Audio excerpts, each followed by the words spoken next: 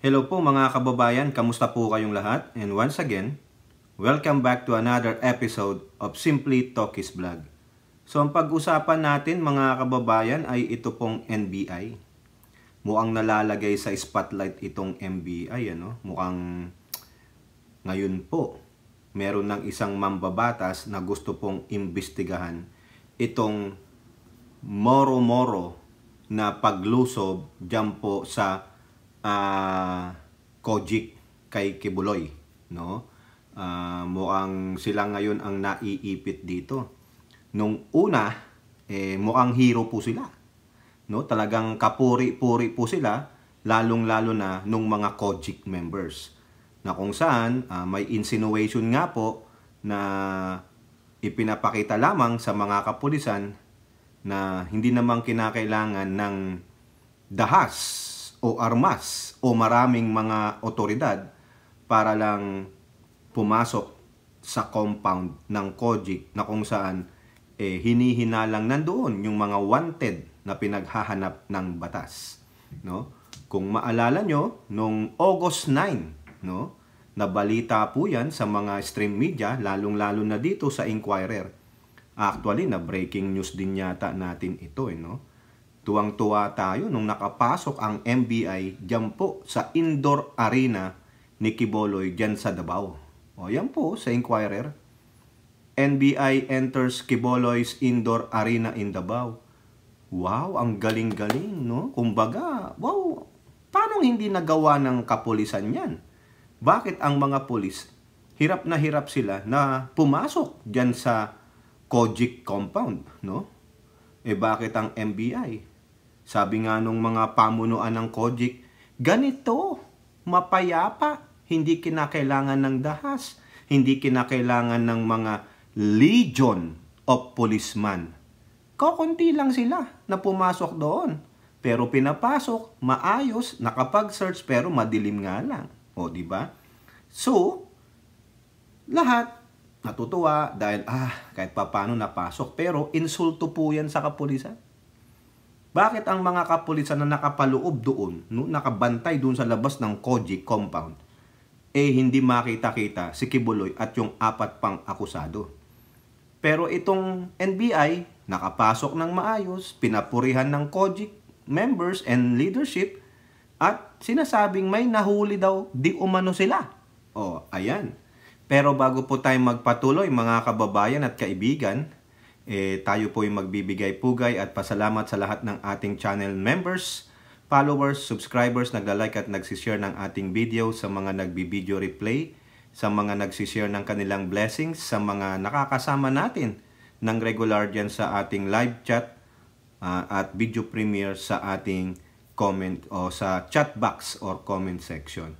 So, shout out po lahat sa inyo, no? Hindi ko na po kayo isa-isahin. Humahaba po listahan parang pautang no? Pero atin pong suportahan ang mga pro-admin vloggers and influencers, lalo na ang mga lady warriors natin na to name a few, nandyan si Carclea, Mami Peng, Mamita Star Talk, no? Si TPL3, si Admin Rich, si La Itera, at si Mima. Yun lang po yung mga alam ko po, no, na nabibisita natin yung kanilang mga channel, whether sa YouTube or wala po akong TikTok no, sa FB. Okay, so ituloy po natin itong napapasukan ngayon na kontrobersiya nitong FBI kasi nagduda po ang karamihan dito sa galawan ni NBI Director Region 11 Archie Albao. Mukhang naloko ba tayo? Nabudol niya ba tayo? O meron siyang parang pinaglaruan po tayo ni NBI Director Region 11, Archie Albao. Albao, tama, no? Kasi po, sinasabi ko sa inyo, di ba, napasok nila yung compound ni Kibuloy dyan, yung indoor arena, no, na napakalaki niyan. Yang mismong lugar nila na Kojik compound, 30 hektarya yan at may 40 gusali at kailangan, sabi nga po ni General Torre ng Police Director ng Region 11, kailangan niya ng maraming tao para sabay-sabay na magalugad dyan. Otherwise, kung kokonti lang, it will take days. Yan, kasi ang laki, 30 hectare yan mga kababayan. Ang isang hektarya, sabihin ninyo, katumbas ng isang American football stadium. Ganong kalaki. 30 yan. Di ang lawak niyan. Ilang sakahan yan, di ba?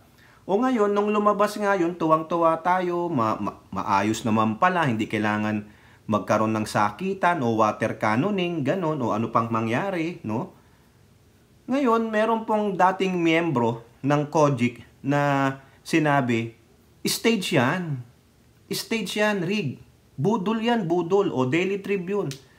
NBI's COGIC Rage Stage. O di kaya bogus, sabi doon, no?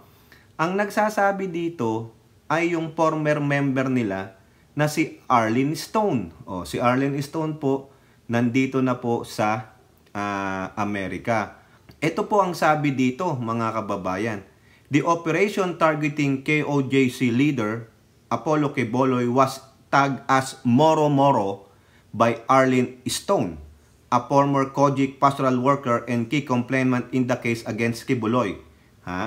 In a viral social media interview, Stone claimed that she had routinely handed envelopes filled with cash to Director Albao during her time with the church. Stone alleged that Albao had close ties with Quiboloy and former President Rodrigo Duterte.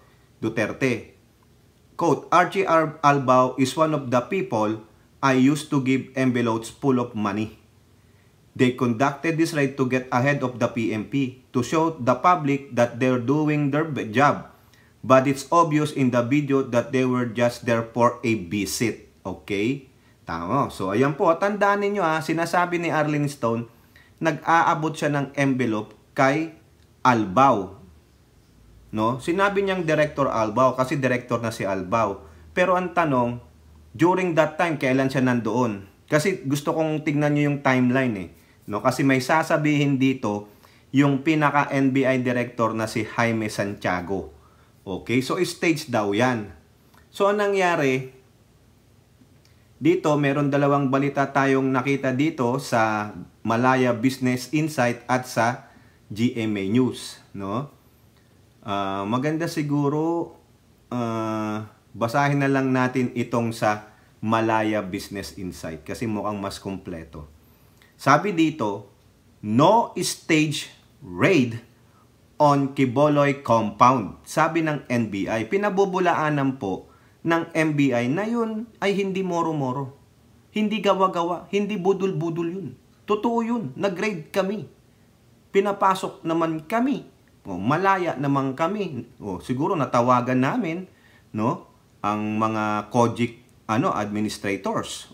Pero ang balita, mga kababayan, mukhang nagkaroon ng di magandang ang PNP at NBI. Ang sabi ng iba, di umano, nag-uunahan sila sa prize money o sa reward money. Kayo ba naman, milyon? No? Marami nang mabibili ang milyon na yan. Di ba?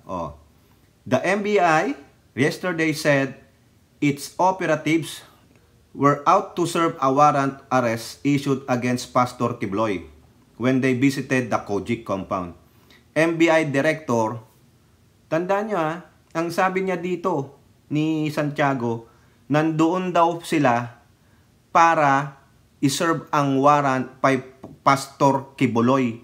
Hindi niya sinabing pati doon sa apat na hindi pa rin sumusuko. Dito po sa GMA News Online, sabi dito sa headline, NBI informally investigates regional director amid bribery allegations. Sabi lang niya, actually, dito sa una nito, sabi dito, ganun din. Pastor Quiboloy din. Hindi sinabi na pati yung apat. Ang siguro, sa aking opinion, base dito sa ulat nitong dalawang tinignan nating article, puro Apollo Quiboloy lang. Hindi po kasama yung apat na ang reward ay tagwi 1 million each. Ang hinahanap na main target ay si Quiboloy. Si Quiboloy. Pero, malalaman nyo mamaya, sasabihin ko, ayoko ipalabas dito yung video kasi parang nag-fake news. Yung isang, news outlet.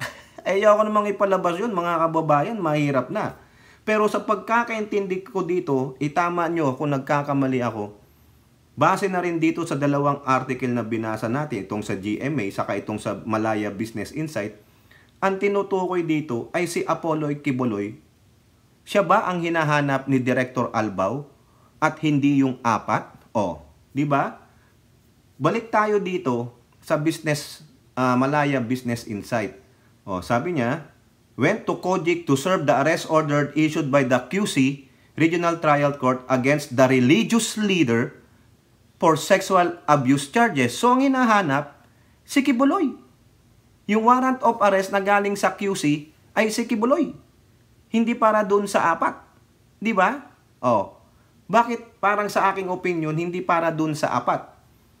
Kasi po, eto, yung sa Sunstar, Davao, noong ang article na ito ay April 3rd, 2024, sabi dito, 3 COGIC members arrested, 2 sumuko. Ha? This is 3 months ago. Ha? April pa ito eh. April, May, June. O, 4 months, ganyan, di ba? O, April, May, June, July, August, o 4 months, di ba? Sumuko yung 5 na ang reward nila ay tagi 1 milyon. Sumuko sila. Pero, nung sumuko sila ay pinakawalan din. Sabi dito, however, the legal charges against the identified individuals are bailable. So, ibig sabihin, pinalaya din sila. Kasi hindi pa lumalabas yung sa Pasig City Regional Trial Court na qualified human trafficking and there is non-bailable. Kaya nung lumabas yung arrest warrant ng Pasig Regional Trial Court na qualified human trafficking, hindi na rin nagpakita yung 5. Pero si Pauline Canada ay nahuli ng mga kapulisan. Wala siya sa compound ng COGIC, nasa isang bahay lang siya. No? Bakit ko na naman sinasabi to sa inyo? Kasi mamaya, meron po kasing mga nagbalita na nahuli daw ni Archie Albao yung 4 doon sa raid na yun. Pero may kulang po yung balita ng teleradyo eh. Hindi po malinaw. Kaya yung insinuation, nahuli na ni Archie Albao doon sa raid na yun yung 4. Pero kung magtataka kayo, bakit hindi pinapakita yung 4 kung nahuli na ni Archie Albao? Diba? At yung raid na yon na pinapasok sila ng COGIC members doon sa compound nila ay para iserve yung warrant na galing sa QC na sexual charges kay Quiboloy. Hindi po yung non-bailable case. Diba? So, ang gulo, mga kababayan. Pero kung babasahin nyo maigi yung balita, sabi dito sa Malaya Business Insight, to serve the warrant kay Quiboloy, yung leader.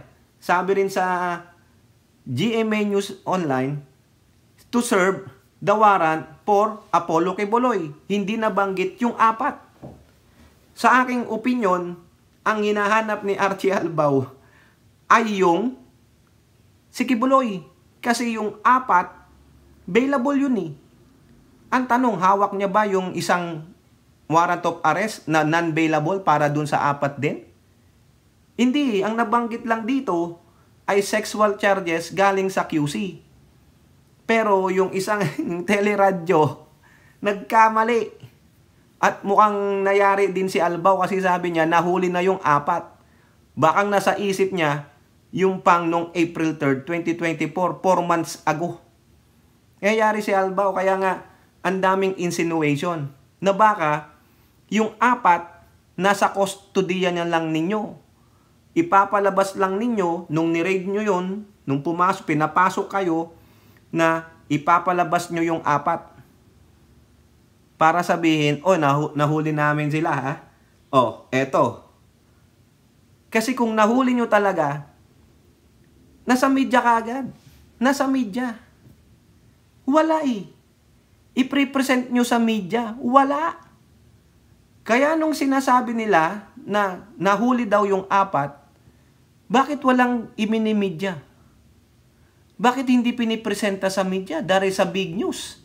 Nahuli no niya yung 5. Yung 5 na may tagda 1 million reward money. Kaso wala po eh. Wala. Even si Jaime Santiago, hindi niya po pinapakita. Iba po yung pinapakita niya sa likuran nila. Kung mapunta kayo sa MBI FB page, nandun po yung video na yan. May press conference si Santiago, pero ang pinapakita niya, yung mga nahuling mga scammer. Hindi po yung 4 kasi ang dami nun eh. Mahigit yata 8. Diba? Ang masakit dito kay Santiago, ito pa sabi niya, ha? Ang sabi niya daw kay Albao, ha? Ay to ensure that the operation was peaceful. Sabi niya, ha? Siguro nagpaalam si Albao kay Santiago. Sabi niya, okay, make sure the operation was peaceful. We want the operation to be peaceful and my instruction, kung andun si Kibuloy, if you can convince him to surrender peacefully, do it. Walang dadanak na dugo. So particularly, ang gusto nilang masukbit, si Kibuloy. Hindi yung 4. Kasi yung 4 nakabail eh. Ang kasong hawak na, sa akin lang opinion itama nyo na lang ako kung mali-mali talaga itong sinasabi ko sa inyo. Kasi base na rin sa aking pagbabasa dito, sa aking pagkakaintindi. 2 article po ito, binabasa ko. Hindi nila hawak yung qualified human trafficking na galing sa Pasig. Na yun doon ay walang bail. Ayun ang tinakbuhan nila kay Buloy eh. Kasi walang bail yun. Tingnan nyo si Pauline Canada. Nakakulong ngayon sa CIDG hanggang hindi siya makalabas. Wala siyang bail eh. Ayun ang kinakatakot nila kay Buloy sa kayong 4. Kaya nga sabi dito ni Santiago, make sure the operation ng peaceful. At kung si Kibuloy nandoon, gawin nyo peaceful, walang dadanak ng dugo. Ha? Ngayon, ang masakit lang dito sa sinasabi ni Santiago, he still trusts, sa ito na, dito tayo bababa, Santiago defended Albao, saying the latter has his full trust. Kasi nga po, itong si Miss Arlene Stone, binabatikos niya na yung ginawa ni Albao na moro-moro. Pero ang sabi ni Santiago, I still trust my regional director, si Albao. Di ba? Siyempre, tauhan mo eh. Tauhan mo eh. Di ba? Ang mali dito ni Albao, bakit siya nagpa-interview sa teleradyo? Hanapin ko lang mga kababayan para makita nyo, nandito sa aming nandito para at least hindi ko pa kasi nada-download mga kababayan eh. Ito po mga kababayan, panoorin ninyo intindihin ninyo. Galing po ito sa sa Radyo 630 Ayan, teleradyo serbisyo panoorin ninyo. 4 pang kapwa-akusado ng puganteng leader ng Kingdom of Jesus Christ na si Pastor Apollo Kibuloy ang naaresto na.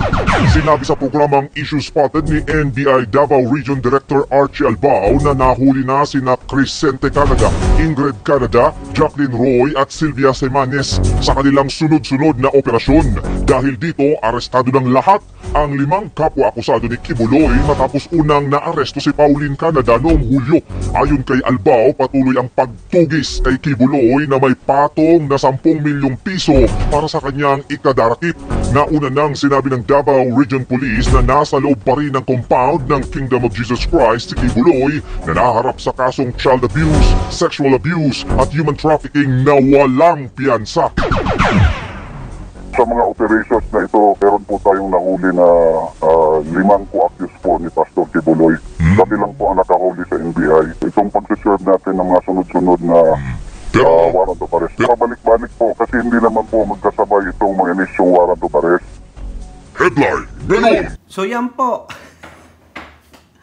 Yung date nakita nyo, August 14 yan O ngayon, yung balita nitong Malaya Business Insight sa GMA, talagang si Kibuloy ang puntirya.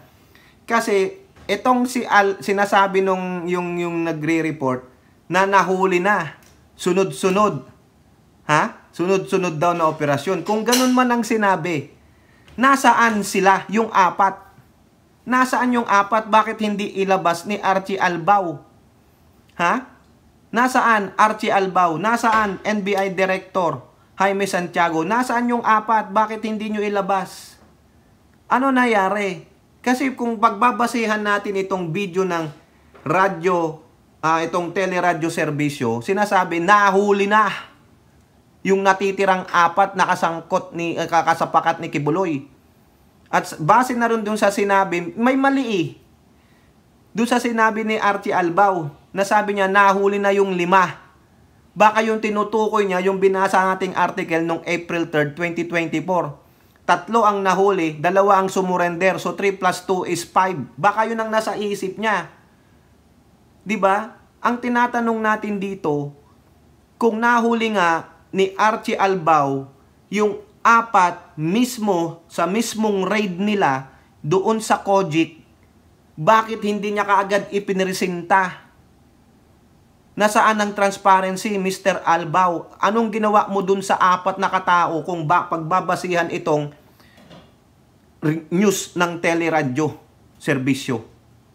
Bakit hindi mo ito kontrahin na namali ka ng sinabi mo? Kasi base sa balita ng Malaya at GMA News Online, si Kibuloy ang hinahanap ninyo. And you have given a statement na nahuli na yung 5. Alam ko litong-lito to eh. 'Di ba? Dapat nilinaw nyo bakit 5 ang sinasabi mo, NBI director. Dapat pinalo up question siya. Nasaan ho yung 4? Kasi ang alam namin yung isa si Pauline Canada, nahuli na yan ng pulis, nasa CIDG. Nasaan po yung 4? Bakit hindi nyo ipa-press con? Di ba tinakpan na nga ng pulis yung mukha ni Pauline Canada? O bakit di nyo rin takpan ng mukha ng mga hinayupak na yan? Nasaan sila? Nasa kustodiya nyo ba? O pinaghahanap nyo rin po? Yun lang po yung tanong natin. Kasi ang gulo eh. Di ba? Naglolokohan tayo dito mga kababayan. Niloloko tayo. Ha? Ito pang masakit mga kababayan. No? Sa pagdidepensa ni NBI director doon sa kanyang RD na si Albao, eto pa sabi niya kung ano nang pinagsasabi niya mga kababayan. Ha? Ano bang maganda basahin dito? Yung galing sa mas malaki kasi. Ha? Etong pinagsasabi niya. Kunin na natin dito sa GMA News Online. For his part, Santiago said that Albao had no connections to former President Rodrigo Duterte as he was appointed by President Ferdinand Marcos. Immaterial po yan, NBI Director Santiago. Hindi po yan ang sinasabi ni Arlene Stone. Ang sinabi ni Arlene Stone, inabutan niya ng pera. Inabutan niya ng pera si Albao. Hindi niya sinabi na director na siya nung inabutan ko. Basta sinabi niya, Archie Albao is one of the people I used to give envelopes full of money. Na siya po ay may connection, close tie kay Kibuloy at Duterte. Hindi immaterial po kung kailan naging director na appoint si Albao. Ang pinag-uusapan dito, yung time na kung saan tumanggap ng pera si Albao kay Arlene Stone. Yung po yun, mali ka doon. Mali ang pagdedepensa mo. Wala akong pakialam kung inappoint siya ng Pangulong Marcos. Kung nagkamali ang Pangulong Marcos and then batikusin natin sila. Hindi siya nabet maigi ng mga naghahanap para maging director ng MBI sa Region 11. O kung sino man po yung nagbigay ng info kay Pangulo, gago kayo. Kasi may witness na sinasabing siya ang nag-abot ng pera. Hindi niya sinabing director na nun si Albao nang inabutan ko ng pera. Yun lang po yun. Kaya siguro nabanggit niya lang na director kasi director na ngayon si Albao. Pero yung tanong doon, anong panahon, anong time frame? Yun ang tignan mo, Santiago. Ngayon, during the time ng appointment niya, during the time ng appointment niya, Pastor Kibuloy is a known tumutulong. Mabait na tao. Sure ka? Mabait siya? Siguro naman, hindi ka pa MBI director, alam mo na yung mga kaso ni Kibuloy, whether local or international. Mabait ba yon na kinasuhan? Mabait ba yon na merong allegation sa kanya na hindi niya kayang harapin? Wanted nga siya dito ng FBI Di ba? Wanted na rin ngayon siya dyan sa ating bansa. Paano naging mabait yun? Ano, Robin Hood? Ganun ba? Dinidepensahan mo ngayon si Kibuloy. Ang tanong, Tumanggap ka rin ba? Tatanong lang, bakit ka dumedepensa kay Quiboloy? Immaterial to. Diba? Wala naman siyang kaso noon sa ating bansa, pero merong international. Diba? During those days. So ano bang masama na yung pastor ay tumutulong doon sa government agencies? Oy, government agencies kayo. Nasa saligang batas ba yan? Na kailangan tumanggap kayo ng mga yung mga tulong from outside? Itama nyo ako. Tama ba yon? Ha? Oy, Santiago, napaghahalata tayo. Napaghahalata, you are defending Quiboloy. Ha? Giving them financial whatever support. Oh, di ba? Yung sinasabi ni Stone na siya pang nag-abot. Oh. Alam ni Arlene Stone eh. Ikaw ba, NBI director ka na? Meron ka bang alam sa mga history ni Arlene Stone? Nakasama mo ba si Arlene Stone sa COGIC? Di ba? Oy, fiscal, judge ka. Honorable Santiago, judge po kayo. So, ibig sabihin, yung pinabubulaanan mo na yung sinabi ni Arlene Stone na siya mismo ang buhay na witness. Siya nanatili sa COGIC. Ikaw, nanatili ka ba sa COGIC? Di ba? Ano ang masama sa matinong tao na tumutulong sa aming AI? Delikado yan.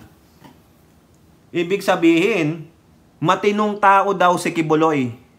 Saka ano ang masama na tumutulong siya? Ibig sabihin, nagbibigay siya ng financial na tulong sa inyo? Allowed po ba yan? Ha? Allowed. Honorable Santiago, judge ka. Diba? Former fiscal ka ba o judge? So, ibig sabihin, okay lang sa mga government agency na tumanggap ng pera sa pribadong tao. Tama nyo na lang ako. So, ano kapalit? Tingnan nyo ang ginagawa ni Quiboloy sa Pangulong Marcos. Dahil tinulungan daw nila ang Pangulong Marcos nung eleksyon, dahil binigyan ng stage si Pangulong Marcos sa SMNI, yung mga debate, kaya they are wanting something in return. Payback. Nakukuha nyo yung punto ko? Utang na loob. So ikaw, isang government agency ka, tutulungan ka ng isang pribadong tao. Ano iisipin mo? Ano iisipin niya? Ano ang ulterior motive niya? That someday, just in case I need your help, you have to help me. May utang na loob ka sa akin. Di po ba? Nakita nyo kung paano itong nasira yata ang credibility mo. NBI Director Jaime Santiago, ang ganda na nung dating mo eh. Very decorated ka daw eh. Diba? Marksman ka, magaling ka, sharpshooter ka, pero dito, hindi ka na sharpshooter dito. NBI Director. Something fishy rin pala sa'yo because of your statements. Diba? Para lang makontra mo yung sinasabi ni Arlene Stone and to protect your regional director, you said something like this? Ha? Tumutulong, mabait na tao, matinong tao, tumutulong sa aming ahensya. May red flag na po doon, mga kababayan. As much possible, dapat ang mga sa akin lang opinion, ang mga agency ng gobyerno ay hindi tatanggap sa mga pribadong tao tulad ni Quiboloy. Kasi bakit? Sabi nga ni Arlene Stone he knows how to play. Diba? Utang na loob. Tingnan nyo yung ginagawa kay Pangulong Marcos. Nung hindi nila nakuha yung utang na loob kay Pangulong Marcos, binanatan nila. Diba? Ano ka ngayon? Mr. Santiago. Ha? Ano masasabi mo dito? Diba? He is still defending his RD, siyempre, until na magkaroon ng proper investigation. Napakasakit naman ito, mga kababayan. Mapupulaan ka dito, Mr. NBI Director. No? Mukhang nagkamali ka ng binitawang salita. Matinong tao si Quiboloy. Mabait na tao si Kibuloy, tumutulong siya. At what cost? Ulitin ko, utang na loob. Kasi yan ang ginagawa nila ngayon kay Pangulong Bongbong Marcos. Utang na loob, mga kababayan. So ngayon, ano Archie Albao? Marami po nagtatanong, kaisa na ako, nasaan yung 4? Kung pagbabasihan natin yung nireport ng teleradyo serbisyo, sabi nila, nahuli na. Yung pangbungad nung huse, nahuli na ang 4 na kasapakat ni Kibuloy. Di ba? Nagpa-interview ka, sabi mo, nahuli na yung 5. NBI lang ang nakahuli. Bakang iniisip mo ay yung April 3rd, 2024, 4 months ago. At ang tanong, kung nahuli mo nga yung 4 na lang po kasi yung isa nasa CIDG na, ulit-ulitin natin. Ura-urada, tatawag ka ng press con. Bakit walang nagbalita? Bakit ang teleradyo serbisyo lang? Walang binalita ang malalaking media, walang Inquirer, walang ABS-CBN, walang GMA. Wala po. Walang Manila Times, wala, blanco. Bakit ang teleradyo serbisyo lang ang nagsabing nahuli mo na yung 4? Bakit ibang statement na sinasabi nyo ngayon na si Kibuloy ang hinahanap ninyo? Tapos sasabihin ng teleradyo, nahuli nyo na yung 4 na kasapakat. Nasaan ba talaga? Nasa kustodiya nyo ba? Kung hindi kayo nabulilyaso ni Arlene Stone, malamang ilalabas ninyo. Kaso nabulilyaso yata, kaya wag muna. O, di ba? Ganon. Tama, mali. Kasi ang hawak nyong arrest warrant ay QC, yung sexual charges. 'Di ba? Yung Pasig qualified human trafficking yun . Walang bail yun. Ano ba talaga, Archie Albao? Nasa inyo yung remaining 4 na kasama nila Canada o wala pa? Ano yung sinasabi mong 5 na ang nahuli ninyo, no? Na kayo lang ang nakahuli. Sumukhang tanga pala yung mga pulis. Dahil samantalang sila, hinahanap pa nila yung 4 plus si Kibuloy, kayo naman, nasa inyo na yung 4 na hindi nyo man lang pinapaalam sa mga pulis. Pati pulis, niloloko ninyo. Ano ba talaga, Archie Albao, NBI Director? Nasa inyo na ba yung 4? Yung mga Canada and etc. except si Kibuloy? Ano ba talaga? Nahuli nyo ba? O hindi pa? Pinaglalaroan nyo ba kami? O nagsasabi kayo ng totoo? Kasi mabait na tao si Kibuloy. Matinong tao si Kibuloy. Ano naman kung tumutulong sa aming ahensya? That is a very wrong statement. Palagay mo mabait na tao si Kibuloy? After those mga minors na nag-complain? Diba? Mabait ba siya? Dinidefine niya ang batas? He is above the law? Nakikiusap ang Pangulo sa kanya na sumuko na siya, ayaw niya. So mabait ba yun? Matino ba yun? Mr. NBI Director? Ikaw alam mo ang batas. May arrest warrant ka, ba't di ka magpakita? So matino yun? Pinagtatawanan niya ang batas? Ginagamit niya ang kapangyarihan niya para siya ay itago, itakas? Diba? So mabait yun sa'yo? Matino yun? Tumutulong lang sa ahensya ninyo? Sabi niya, ano naman kung tumulong sa aming ahensya? Nakaranas ka na ba ng tulong ni Kibuloy? Kasi sinabi mo Nahalata ka Di ba mga kababayan? Mukhang nagkamali po ang ating Pangulo sa pagtatalaga kay NBI Director Jaime Santiago.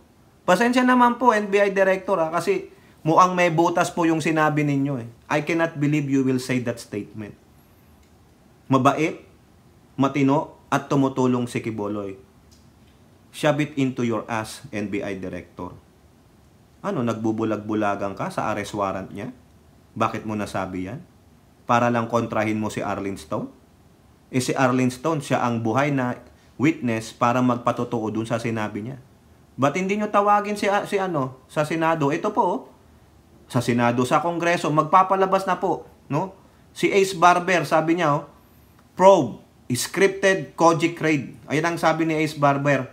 Has called for an investigation into the alleged scripted raid conducted by NBI agents at the compound of Kojic ang effort to apprehend Pastor Apollo Kibuloy.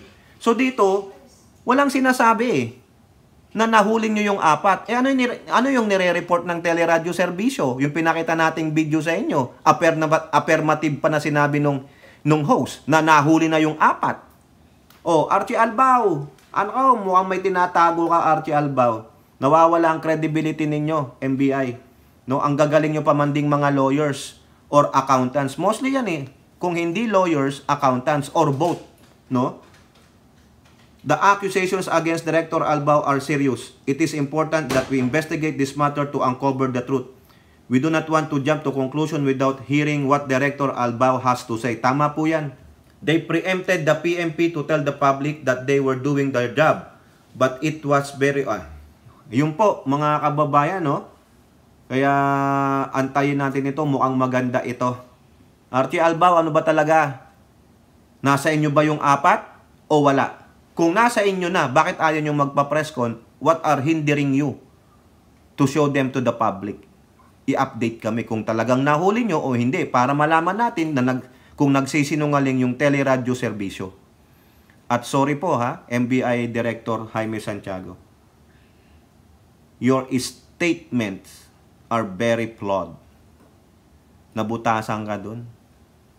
Halata ka. Kailangan reviewin ang iyong credentials.